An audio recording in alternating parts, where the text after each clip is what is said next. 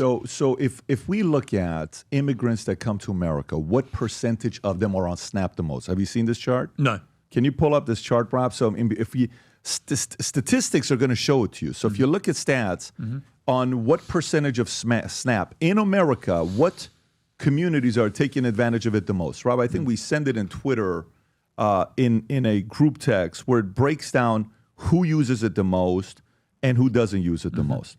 And stats will tell you, guess what? You'll be able to look at that and say, okay, these communities, if it's Armenian, if it's Assyrian, if it's Persian, if it's this, I want to know about it. Yeah. And then from there, you have to sit there and say, when people come here from XYZ country, they make America a great place. Let's get some more of them. When people come here from XYZ countries, they don't make the place a better place. Well, let's do something about it as well. Can you? Did you find it, Rob? I'm looking right now. Hey, Humberto, can you guys send the chart? I think you know which one I'm talking about. That breaks down exactly the SNAP benefits. You will see in America, so while the government shutdown took place, food stamps by ethnicity. 45.6% of immigrants from Afghanistan are on SNAP. 42.4% from Somalia. 35% from Iraq. Then it's Dominican, Caribbean, Native, Puerto Rican, Cuban. So if I look at this number here, keep going all the way down, Rob, keep going all the way down, all the way down, all the way down, all the way down. Okay, so then what do you see? Indians, 4.4%. Why are Indians not our SNAP? Indians are not Christians. I don't care what the religion is. Okay, I'm not sitting here saying, well, but if you go all the way to the top and you look at SNAP, why are we inviting more from Afghanistan, Somalia, Iraq? I'd need to study this in more depth, but certainly the Afghanistan, Somalia, Iraq, these are people, I imagine, predominantly who have fled war-torn countries. So they, by definition, when they come to America, are going to be impoverished. Yeah, right? but when America was founded, it's about getting the best to come over here, right? Like you run a business, you have one of the top shows. When it comes down to debate, you're running the number one show in the world. When it comes down to debate, I don't think anybody is doing a better job than you when it comes down to the debate shows. But you would sit there and you would say, all right, can we look at the last 100 hires that we made? Yes. What school did they come from? Okay, and we'll see a pattern. Who has been here that has the highest retention ratio? And it'll say, University of Florida, their tenure with our company is 3.8 years. Florida State is 7 months. I'm just making stuff up. FIU is 1.1. Such and such is, and like, guys, no more recruiting from FIU. I don't know the people at FIU. I don't know the people from Florida State. All I see is the tenure. When they come in, they're contributing to society in a positive way. I think from that standpoint, you have to consider who it's coming in. I don't care if you're Muslim, Christian, Jehovah, Seventh-day. Let me ask you a difficult question. Yeah. So you fled your family from Iran. I lived there for 11 years. From a war-torn place. We did. Right? So take Iraq, for example. When I was editor for the Daily Mirror in the UK, I opposed the Iraq war before, during, and after it. Cost me my job in the end. Yeah. After 10 years running the newspaper. But I think I was vindicated by what happened afterwards. That war was fought on a false pretext. Saddam Hussein had weapons of mass destruction. They never found them. So and also there was this kind of subliminal, we need to respond to 9/11. We can take out Saddam. I never saw that connection. It seemed to me completely wrong. Much more arguable to go after where Bin Laden and his people were in Afghanistan. So I look at Iraqis, right, who were displaced by a war, which many people, including me, would say was an illegal war in their country that caused utter devastation. And they come to somewhere like the United States, which has been the home for people like that ever since its inception, and is lauded around the world for that, for being a place that you can come to, right, from places like that. But is there not a particular duty of care? Maybe you don't think there is, but is there not a duty of care to people who come from a war-torn place like Iraq, where the United States, along with the UK and other countries, waged that war, in my view, completely wrongly, in a way that caused their displacement, caused them to lose their homes, maybe lose their loved ones, and they come here for a better life, but when they get here, they have nothing. Now, that may explain some of those numbers. I don't know.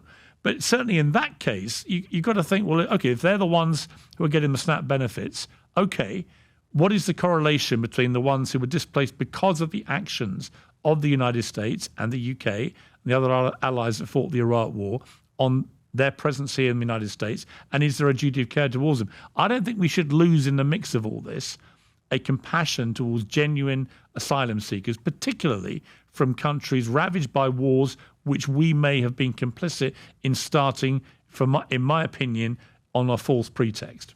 Yeah, I think that I would sit there again. I would sit and I would say, if we're looking at anybody that's coming in, if we cost some of this, let's see what we can do about it. Now, of course, somebody in America could say, well, you caused all of it, right? Okay, no problem. But if you're coming to America and you hate America, I have no tolerance for you. I agree with that. I agree. And you don't want to give anything back to the company. I have a hard time with you being here. I agree. To me, you know what it's like? When I came here, I served the Army. I've worked since the day I came to America, even when I was selling hats and shirts when I was 13, 14 years old. I love everything about this country, America, for me. And I think what ends up happening is when you're in a family, and was your father rich? Do you come from a wealthy family? No, not at all. And I would add, my brother was a British Army colonel in the Iraq War, right, fighting on the front line. So your brother was? My brother was. So it's not like I didn't have a vested interest. You know, half my family had been British. But you know where I'm going? Here's kind of where I'm going. Yeah. Your kids, your 4 kids, you have money. When something happens, your money is going to go to your kids, right? Now, are you going to give it equally if one of them says, I hate my dad, he's the worst dad in the world. No. You're not going to give it to him. No, and I agree with you about people who come here and then vocally hate America. That's the problem, Piers. No, but I agree. The problem ends up happening is... But that's a separate problem to the one I'm articulating. But what I'm saying is the filtering. To me, it's the filtering. Yes. If I see... If we do want... And by the way, the argument, some people in America are like, look, we don't want anybody else to come in here. This is plenty, right? There are people that I've had on the podcast that wouldn't even want me to be here right now. They're like... You know, you got lucky getting in here, which is their argument. They have the right to have that argument. How wrong is that argument? I will tell you, like, I'm having this conversation. I got 4 kids. I'd like to have 20 kids, right? So I flirted with my kids the other day. This was about 6 months ago.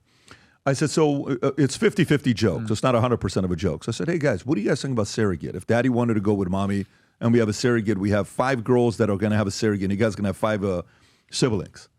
My youngest son looks at me. Tell me what surrogate is. I think I know what it is. I said, well, it's mommy and daddy. It's really our kid, but somebody carries for 9 months.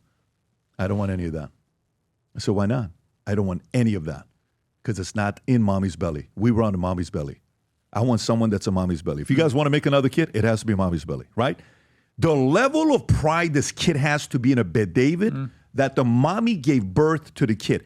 I actually understand it and respect it. Do you understand what I'm saying? Of course. I respect it. So if somebody's born in America and they're kind of like, look, man, yeah, maybe we got lucky with you, Pat, but we got a lot of ones that came through and we didn't get lucky with that. Hate America.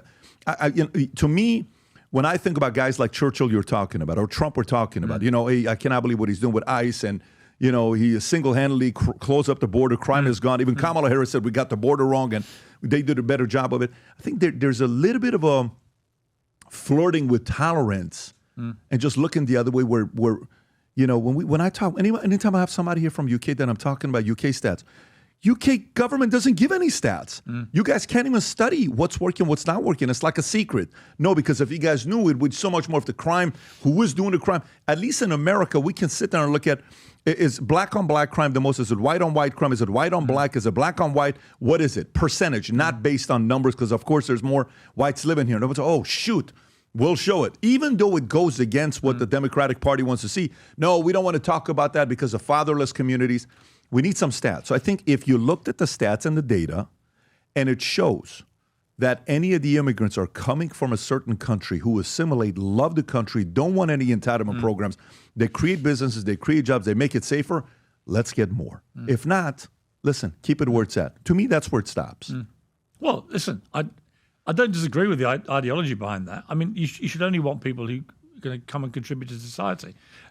I would add the caveat of the Iraq caveat, which is if you go and bomb a country and you destroy people's lives, I do think a country like the United States, most prosperous country in the world, does have a duty of care to bring some of those people into its country, as it has done with the Iraqi community in the United States. What if that's a royal screw-up on another administration that you never agreed with them? Because Trump doesn't agree with Bush.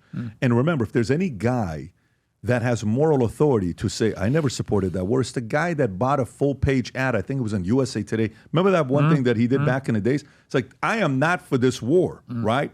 So maybe he's saying, I didn't do that. Bush did that. That wasn't my doing. I'm changing it. We're going to do a different approach with it. The good thing under Trump is that clearly and unusually for a Republican president of modern times, he is a man who prefers peace to war. I mean, he shows that with his actions in his first term and what he's done now. I mean, this idea, the debate about whether he gets a Nobel Peace Prize. Barack Obama got a Nobel Peace Prize for 2 fancy speeches 8 months into his first tenure. I mean, absolutely insane. The idea Trump wouldn't get one for simply getting the hostages released, never mind anything else. You want to know the craziest thing about Barack Obama's Nobel Peace Prize? You ready? You're going to lose your mind when I tell you this. So you know how we always say 8 months into being president, 8 months into being president. Do you know to win a Nobel Peace Prize, they have to nominate you before January 31st? He becomes 11 days. 11 days into it. That's ridiculous. That means someone did it the day he was inaugurated. I know. That's the step right there. The deadline for Nobel Peace Prize nominations is January 31st. The guy wins 20 at 11 days. I didn't know that. Did you not know? That's the wildest story when you think about that. Makes it even more insane. When we set out to create a shoe that blends comfort, function, and luxury, we had the choice to make it fast. We had the choice to make it cheap. We chose neither. Instead, we chose Tuscany, Italy. We chose true Italian craftsmanship, each pair touched by 50 skilled hands. We chose patience, spending 2 years perfecting every detail, and we chose the finest quality at every step. Introducing the Future Looks Bright collection. Not rushed, not disposable, not ordinary. Rather, intentional, luxurious, timeless. If you enjoyed this video, you want to watch more videos like this, click here. And if you want to watch the entire podcast, click here.